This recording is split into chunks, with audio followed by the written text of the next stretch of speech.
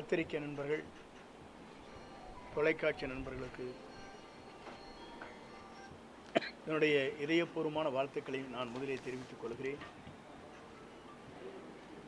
2 நாட்களாக நீங்கள் படும் பாடுகள்,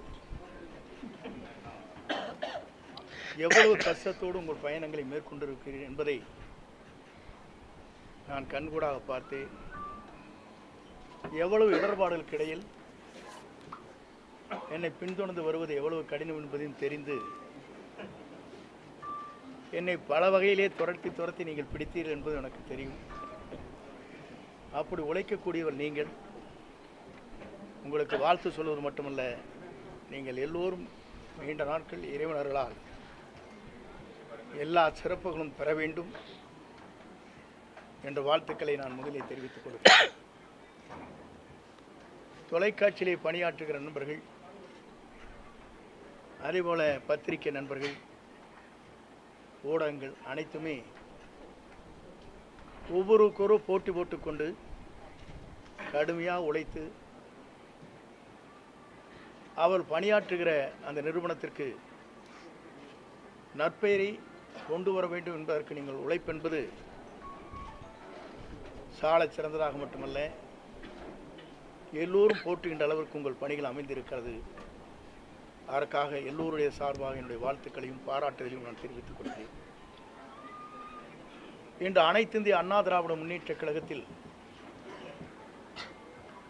புரட்சித் தலைவரால் நான் அடையாளம் காட்டப்பட்டவன். 1972 இந்த இயக்கம் துவங்குகிற போது தலைவருக்கு பின்னாலே அணிவகுக்கின்ற தொண்டர்களில் நான் ஒருவன். புரட்சித் தலைவரால் ஈர்க்கப்பட்டு 75 பொதுக்குழு கோவையிலே பிரசிடென்ட் ஹாலிலே நடைபெறுகிற போது அதற்கு முழு பொறுப்பையும் அண்ணன் அரங்கநாயகம் மணிமாறன் என்னிடத்திலே ஒப்படைத்தார். அந்த பணிகளை தலைவர் பாராட்டுகின்ற அளவிற்கு அந்த பணிகளை நாங்கள் முடித்து, அவர் இருக்கின்ற சத்யா ஸ்டுடியோவிலே சந்திக்கின்ற போது அவர் என்னை கட்டிப்பிடித்து தழுவி, ஒரு இளைஞராக இருக்கிற நீங்கள் இந்த பணிகளை ஆற்றியிருக்கிறீர்கள், நான் பாராட்டுகிறேன் என்று பாராட்டினார். அப்போதெல்லாம் எதிர்க்கட்சியை சார்ந்தவர்கள் சொன்னார்கள், இந்த கட்சி 100 நாட்கள் கூட நடக்காது, 100 நாட்களிலே 100 நாள் படம் என்று சொல்வார்களே, அதை போல மறைந்துவிடும் என்று சொன்னார். ஆனால் பேரறிஞர் அண்ணா அவர்களால் பாராட்டப்பட்டவர் புரட்சித் தலைவர். அண்ணா அவர் சொல்கிற போது, இந்த இயக்கம் இன்றைக்கு வெற்றி பெற்றிருக்கிறது, என்னை நீங்கள் காண வந்திருக்கையில் நான் முதலமைச்சர் என்ற முறையில் என்று சொல்லி, என்னை வெற்றி வைத்தவர் குண்டடி விட்டு கிடக்கிறார், அவரை பார்த்து விட்டு வாருங்கள் என்று அண்ணாவால் அடையாளம் காட்டப்பட்டுள்ள பாராட்டுதலை பெற்றவர் புரட்சித் தலைவர். அவர் தன்னுடைய காலத்திலிருந்து அவருடைய பணிகள் என்பது 3 முறை தமிழ்நாட்டில் முதலமைச்சராக அருகிலே அமர்ந்தார். 10,000 மைலுக்கு அப்பாலே சிகிச்சை பெறுகிற போது, தமிழ்நாட்டிலே கால் வைக்கிற போது அவர்தான் தமிழ்நாட்டின் நிரந்தர முதலமைச்சர் என்ற வரலாற்றை படைத்தார். அந்த தலைவர் மறைந்ததற்கு பிறகு இயக்கம் 2 கூறுகளாக போகிற போதுதான் 1987 புரட்சித் தலைவர் அம்மாவுடைய வழியிலே நான் பயணத்தை மேற்கொண்டேன். புரட்சித் தலைவர் அம்மா அவர்களும் அவருடைய சுற்றுப்பயணமாக இருந்தாலும் சரி, பல்வேறு ஆலோசனைகள் கேட்கின்ற போது பல்வேறு நண்பர்களோடு நானும் இணைந்து அந்த பணிகளை நான் மேற்கொண்டிருக்கிறேன். புரட்சித் தலைவரால் பாராட்டுதலை பெற்றிருக்கிறேன். எம்மையுமே தன்னுடைய தலையிலே விழுகிறது என்றாலும் கூட சறுக்காமல் வழுக்காமல் இந்த இயக்கத்திற்காகவும் எனக்காகவும் தன்னை அர்ப்பணித்தவர் என்று ஒரு பெரிய கேசட்டை உங்களுக்கு தெரியும். என்னுடைய திருமணத்திலே மட்டுமல்ல, திருச்சியில் நடைபெற்ற நிகழ்ச்சியில் கூட அந்த அளவுக்கு பாராட்டினார். ஆனால் இன்றைக்கு இருக்கிற நிலைகள் வேறு. இன்றைக்கு நான் அதை சொல்வதற்கு காரணம், புரட்சித் தலைவர் அம்மா மறைவுக்கு பிறகு ஆட்சி நடத்தினோம். நடத்தியதற்கு பிறகு காலச்சூழல்களில் பல்வேறு கூறுகளாக 3 கூறுகளாக இயக்கம் பிரிந்தது. நாங்கள் அனைவரும் ஒன்றாக இணைய வேண்டும் என்ற நோக்கத்தோடு தான் நாங்கள் எல்லோரும் அந்த கருத்துக்களை வலியுறுத்தினோம். ஆனால் அந்த கருத்துக்கள் பரிமாறப்பட்டதை தவிர செயல்படுத்த இயலவில்லை. ஆகவேதான் இன்றைய சூழ்நிலையில் ஒரே ஒரு கருத்தை நான் சொல்ல விரும்புகிறேன். நான் என்று ஒருவன் நினைத்தால் ஆண்டவன் தான் என்று கண்டித்து விடுவான், பார்த்து கொள்வான். ஆண்டவன் தான் என்று பார்த்து கொள்வார். இதுதான் இன்றைய சூழ்நிலை. இறைவன் எல்லோருக்கும் மேலே இருக்கிறான். இறைவன் நம்மை கண்காணித்துக் கொண்டிருக்கிறான். ஆகவேதான் அந்த அடிப்படையில் என்னுடைய பயணங்களை மேற்கொள்கிற போது முதலில் பொறுப்புகளை எடுத்தார்கள். எல்லோரும் ஒருங்கிணைக்கப்பட வேண்டும் என்று நான் தேவர் ஜெயந்திக்கு சென்று எல்லோருடையும் பேச வேண்டும் என்ற நோக்கத்தோடு தான் அந்த நிகழ்ச்சிக்கு நான் சென்று திரும்பி 2 நாட்களுக்குள்ளேயே உறுப்பினர் பதவி கூட எடுத்து விட்டார். 50 ஆண்டு கால வரலாற்றில் இந்த இயக்கத்திற்காக ஏற்றத்தாழ்வுகளை சந்தித்த எனக்கு கிடைத்த பரிசுதான் உறுப்பினர் பதவி கூட எடுக்கப்பட்டிருக்கிற நிலை இருக்கிறது. என்னோடு மட்டுமல்ல, என்னை சார்ந்தவர்களும் அந்த பதவிகளை எடுத்தார்கள். அதோடு அவர் நின்று விடவில்லை. மகேஷ் என்பவர் அவருடைய தந்தை மாமன் ஒரு விபத்திலே இறந்து விட்டார். காங்கேயத்திற்கு அருகாமையில் அவருடைய இல்லத்திற்கு சென்ற துக்கத்தை விசாரித்தவுடன், நீ ஏன் அனுமதித்தார் அவரை என்று அடிப்படை உறுப்பிலிருந்து அவர் நீக்கப்பட்டார். துக்கத்துக்கு செல்வதே, வேதனைக்கு சென்று விசாரிப்பதே தவறென்று அந்த இளைஞரை ஒரு பொறுப்பிலே இருக்கின்றவரை அடிப்படை உறுப்பிலிருந்து நீக்கப்பட்டது என்பது இதுவரையிலும் தமிழகத்தின் வரலாற்றில் நடைபெறாத ஒன்று என்பதை நான் இந்த நேரத்தில் சுட்டிக்காட்ட விரும்புகிறேன். அதற்கு பிறகு என்னுடைய முடிவை பொறுத்தவரையிலும் இன்றைக்கு தெளிவான முடிவுகளை மேற்கொண்டுதான் நேற்றைய தினம் சட்டமன்ற உறுப்பினருடைய பதவியை ராஜினாமா செய்துவிட்டு இன்றைக்கு கழகத்திலே, தமிழக வெற்றி கழகத்தில் நான் இணைந்திருக்கிறேன். ஏன் இங்கே இணைந்தார்கள் என்ற ஒரு கேள்வி கூட கேட்கக்கூடும். இதற்கு காரணங்கள் இருக்கிறது. இன்று திமுக வேறல்ல, அண்ணா திமுக வேறு என்பது அல்ல, உங்களுக்கு தெரியாத ஒன்றல்ல. இரண்டும் ஒன்றாக இணைந்துதான் பயணங்களை மேற்கொண்டு வருகிறார் என்பதை நாடு அறிந்து கொண்ட ஒன்றாக இருக்கிறது.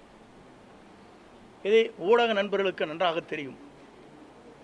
ஏனென்று சொன்னால், நாட்டில் நடைபெறுகிற நிகழ்ச்சி தேர்தல் களத்திலே இருக்கின்ற போது ஆளுநரிடத்திலே கொடுக்கப்பட்ட மனு,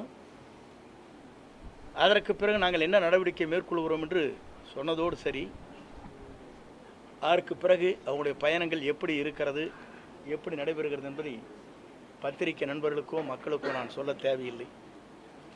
ஆனால் என்னுடைய பயணத்தை பொறுத்தவரையிலும் ஒரு தூய்மையான ஆட்சி தமிழகத்திலே மலர்வதற்கு வெற்றி கழகம், இன்றைக்கு தமிழக வெற்றி கழகம் இளவல் நம்முடைய வெற்றி பயணத்தை மேற்கொண்டிருக்கிற விஜய் அவர்கள் ஒரு மாபெரும் இயக்கத்தை உருவாக்கி மக்கள் மனதிலே இடம்பெற்றிருக்கிறார். இங்கே வந்த பத்திரிகை நண்பர்களே அவருடைய குழந்தைகளை கேட்டால் சொல்லும். பள்ளிக்கு செல்கிற குழந்தையாக இருந்தாலும், கல்லூரிக்கு செல்கிற குழந்தையாக இருந்தாலும் கூட, அப்பா அம்மா இந்த முறை அவருக்கு ஓட்டளிங்கள் என்று கேட்கின்ற நிலை தமிழ்நாட்டிலே பல்வேறு இடங்களிலே பல்வேறு செய்திகள் வந்து கொண்டிருக்கிற நிலை என்னிடத்திலே சொல்லியிருக்கிறார். என்ன காரணம்? ஒரு மாற்றம் தமிழகத்திலே வேண்டும். தமிழகத்திலே ஒரு புதிய மாற்றத்தை உருவாக்கப்பட வேண்டும். தமிழகத்திலே இவர்கள் மட்டும்தான் ஆள வேண்டுமா? ஏன் ஒருவர் மற்றவர் நல்ல புனித ஆட்சியை நடத்துவதற்கு, ஒரு தூய்மையான ஆட்சியை நடத்துவதற்கு ஒருவர் தேவை என்ற எண்ணம் மக்கள் மனதிலே நிறைந்திருக்கிறது என்பதுதான் இந்த தமிழகம் வெற்றி கழகம் இன்றைக்கு பயணத்தை மேற்கொள்கிற போது அது வெற்றி பயணமாக நடைபெற்று கொண்டிருக்கிறது. குறிப்பாக இதை நான் சொல்வதற்கு காரணம், எல்லா நாடுகளிலும் எல்லா மாநிலங்களிலும் பல்வேறு மாற்றங்கள் உருவாகி கொண்டிருக்கிறது. டெல்லியை எடுத்துக்கொண்டாலும் கூட 2 கட்சிகள் தான் பெரிய கட்சி என்கிற போது அன்றைக்கு மாற்றங்கள் உருவாக்கப்பட்டது. ஆம் ஆத்மா வந்தது, ஆம் ஆத்மா சொன்னது. அதே நேரத்தில் பஞ்சாபிலே கூட காங்கிரஸ் 2 கட்சிகள் போட்டி போட்டுக் கொண்டிருக்கிற போது இடையிலே மற்றொரு கட்சி அங்கே வருகின்ற வாய்ப்பு அங்கே உருவாக்கப்பட்டது. இதையெல்லாம் நான் எதற்காக சொல்லுவேன் சொன்னால், மக்கள் மாற்றத்தை விரும்புகிறார்கள். ஒரு தூய்மையான ஆட்சி தமிழகத்திலே கொண்டு வர வேண்டும், ஒரு மாற்றங்கள் தேவை என்ற நோக்கத்தோடு தான் இந்த பயணங்களை அவர் மேற்கொண்டிருக்கிறார்கள். இந்த பயணம் என்பது உங்கள் தொலைக்காட்சி நண்பர்கள் மட்டுமல்ல, மக்கள் இன்றைக்கு முழு மனதோடு வரவேற்றிருக்கிறார்கள். வரவேற்பு மட்டுமல்ல, வெற்றியை சூடுவதற்கு காத்து கொண்டிருக்கிறாள், நேரத்தை பார்த்து கொண்டுதான். ஆகவே 2026 என்பது மக்களால் வரவேற்கப்படுகிற, மக்களால் ஏற்றுக்கொள்ளப்படுகிற, மக்களால் உருவாக்கப்படுகிற ஒரு புனித ஆட்சி தமிழகத்தில் உருவாகுவதற்கு நம்முடைய வெற்றி கழகத்துடைய தலைவர் அன்பிற்கினிய இளவல் விஜய் அவர்கள் வெற்றி பெறுவார்கள். 2026 மக்களால் மாபெரும் புரட்சி உருவாகி வெற்றி என்ற இலக்கை அவர் எட்டுவார் என்பதை மட்டும் நான் இந்த நேரத்திலே உங்களுக்கு பணிவன்போடு தெரிவித்து, வருகின்றிருக்கிற தொலைக்காட்சி நண்பர்கள், ஊடக நண்பர்களுக்கு என் வாழ்த்துக்களையும் நன்றியும் பாராட்டுதலையும் தெரிவித்துக் கொள்கிறேன். நன்றி, வணக்கம்.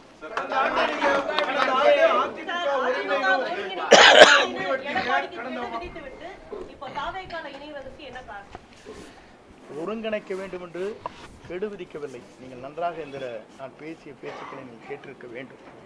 இதனை கேட்காதே நீங்களாக போட்டுவிட்டு ஹெட்லைன் போட்டுவிட்டு 5 நாட்கள் தான் அவகாசம் கொடுத்திருக்கிறார் என்று சொன்னீர்கள். அதில் முழுமையாக நீங்கள் பார்க்க வேண்டும். அப்போது தொலைக்காட்சி நண்பர் கேட்டார், 5 நாட்களுக்குள்ளே முடிக்க வேண்டுமா என்று கேட்டார். இல்லை, பேச்சுவார்த்தை துவங்க வேண்டும்.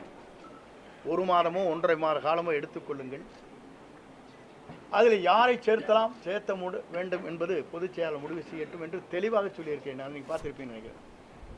ஆனால் கெடு என்று போட வைத்ததே அவர்தான். முதலில் தெரிந்து கொள்ள வேண்டும். என்னை வெளியேற்ற வேண்டும் நோக்கத்தோடு தான் அதை சரியான மொழி காயை நகர்த்தி விட்டார். இதுதான் உண்மை. தொலைக்காட்சியில் நான் பேசியது நீங்கள் இன்றைக்கு வேண்டுமானால் போட்டு தெரிந்து கொள்ளலாம்.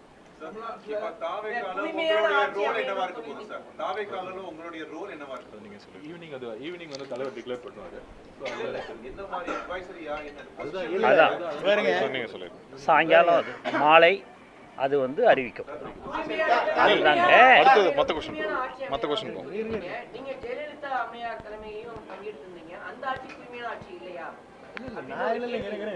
அம்மா இருக்கும் வரை, தலைவர் இருக்கும் வரை தூய்மையான ஆட்சி நடைபெற்றது என்று சொல்ல நான் இல்லை என்று சொல்லவே இல்லையே. நீங்க அவங்களே அடுத்த சப்ஜெக்ட் போறீங்க.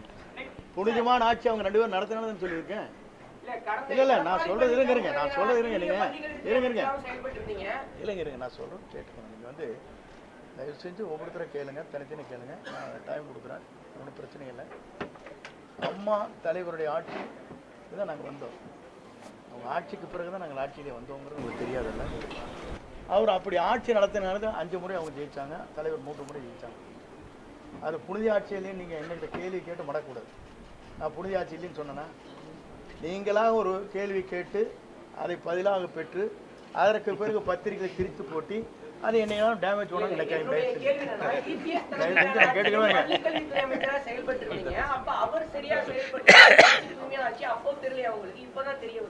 இல்லை நீங்கள் அதுக்கு முன்னாலேயே நான் ஒரே ஒரு கேள்விக்கிட்ட பதில் சொன்னேன். தூய்மையான ஆட்சி இருக்கிறதா இல்லையா என்பதற்கு கவர்னரிடத்திலே மனு கொடுத்தவர் யார்? நான் கொடுக்கல. யார் கொடுத்தா? எதிர்கட்சி கொடுத்தாங்கன்னு இல்லையா? அப்புறம் எதை கேட்குறீங்க? நீதிமன்றம் சொல்லியிருக்கு அம்மையார் ஜெயலலிதா அவர்கள் ஏவன் குற்றவாளி அப்படின்னு. அப்படி இருக்கும்போது அவரை எப்படி தமிழக வெற்றி கழகத்துல இணைச்சுக்கிட்டீங்க? ஊழல் ஆட்சி அமையும் சொன்னீங்க. அது சார் உங்களுக்கு இல்ல ஒரே ஒரு காட்சி இருங்க. நீங்க சொல்லிட்டீங்களா? நீங்க குறுக்கேள்வி கேட்கறேன்னு எனக்கு நல்லா தெரியும். நான் சொல்லிடுறேன் உங்களுக்கு பதில். தயவு செஞ்சு உங்களுக்கு சொல்லிடுறேன். எப்படின்னா, அம்மா மீது குற்றப்பட்டிருக்கிற குற்றச்சாட்டு வேறு, அவர் தூய்மையானவர் என்பது வழக்கு மன்றத்திலே நீங்கள் சொல்வது வேறு, அவர் நடந்து கொண்ட முறைகள் வேறு. ஒரு வழக்கை ஜோடிக்கிற போது எப்படி வேண்டுமானாலும் ஜோடிக்கலாம். உங்கள் வேலை ஜோடிக்கணும்னு நினச்சேன்னா ஒரு அரசாங்கம் நினச்சா என்ன வேணால் பண்ணிடலாம். பண்ண முடியாதா? இல்லை இல்லை இல்லை அரசியலே இருங்க நான் சொல்லிடுறேன். நான் சொல்கிறது கேட்டு முடியுங்களேண்ணா. ஒரு ஒரு செட்டை இது பண்ணுறது யார் பேரில் வேணாலும் ஒரு எஸ்டிமேட் போடுறீங்க. யார் போடுறான்? இந்த பில்டிங்கோடைய வேல்யூ என்னென்னு போட்டால் அவங்களுக்கு வந்து வேல்யூ குறைவாக போட்டிருப்பாங்க. அவங்களுக்கு வேண்டிய நண்பர்கள் இருப்பாங்க, அவங்க வந்து வேல்யூஷன் போடுவாங்க. பிடபிள்யூ ஒரு வேல்யூஷன் என்ன போடுவாங்க உங்களுக்கு தெரியாதா? உங்கள் நண்பர் வந்து உங்களுக்கு வந்து 100 செங்கல் அனுப்பிச்சா ஒரு நண்பர், ஒரு 100 மூட்டை சிமெண்ட் அனுப்பிச்சு உங்களுக்கு அதெல்லாம் எஸ்டிமேட்டில் வருமா? ஒரு வேல்யூவேஷன் போடுறது பிடபிள்யூங்க. ஆனால் கன்ஸ்ட்ரக்ஷன் செய்கிறது வந்து அவங்க வந்து குறைந்த விலையில் செய்ய முடியும். இப்போ நீங்கள் நிறைய தெரியும், பிடபிள்யூங்கிறது வந்து தனிப்பட்ட முறையில் பூஸ்ட் பண்ணி ஒரு கவர்மெண்ட்டுக்கு இவ்வளோ வந்து இவ்வளோ ரூபா எஸ்டிமேட் போடலான்னு சொல்லுவாங்க. பார்த்துருக்கீங்களா இல்லையா? வருஷம் 10% இன்க்ரீஸ் பண்ணுவாங்க. கேள்விப்பட்டிருக்கீங்களா இல்லையா?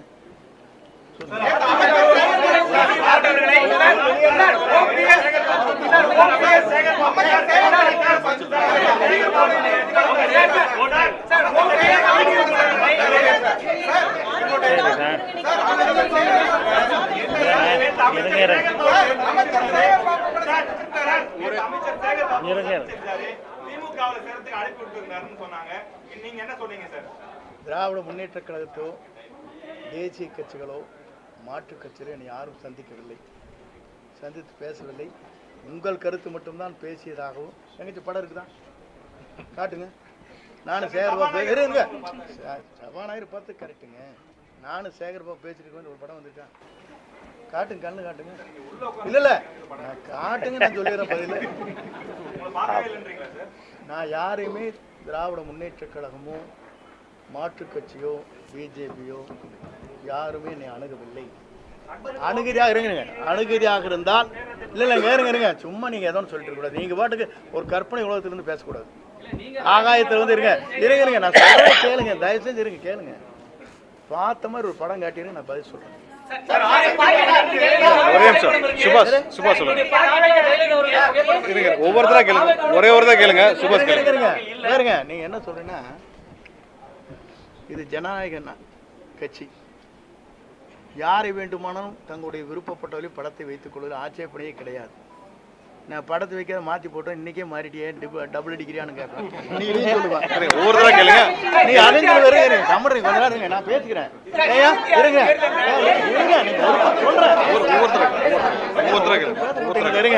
நீங்க என்ன சொல்லுவீங்க? இன்னைக்கே அந்த படத்தை மாற்றிருந்தேன், இவரெல்லாம் என்ன பெரிய தியாகி, இவர் என்ன வந்து கொள்கை பிடிப்பளவர், ஒரு நிமிஷத்துக்கு ஒரு கட்சி மாறிட்டு படத்தையும் கூட மாற்றிட்டு போட்டாரும்பீங்க. இந்த வேஷ்டி கட்டினதே மாற்றின காரணமே கேஸ் போட்டாங்க பேரில், வேஷ்டி கட்டக்கூடாதுங்கிறக்காக மாற்றினேன். புரியுதுங்களா? படத்தை வச்சு கூட அவங்க சொல்லவே இல்லை. யார் படத்தை வேண்டுமானாலும் வைத்துக்கொள்ளலாம். இன்றைக்கு புரட்சித் தலைவர் படமும் அண்ணா படமும் அவருடைய வண்டியிலே எப்படி அலங்கரித்து வரப்படுகிறது, இந்த வண்டியில் எப்படி வருது நீங்க பார்த்துக்கணும்.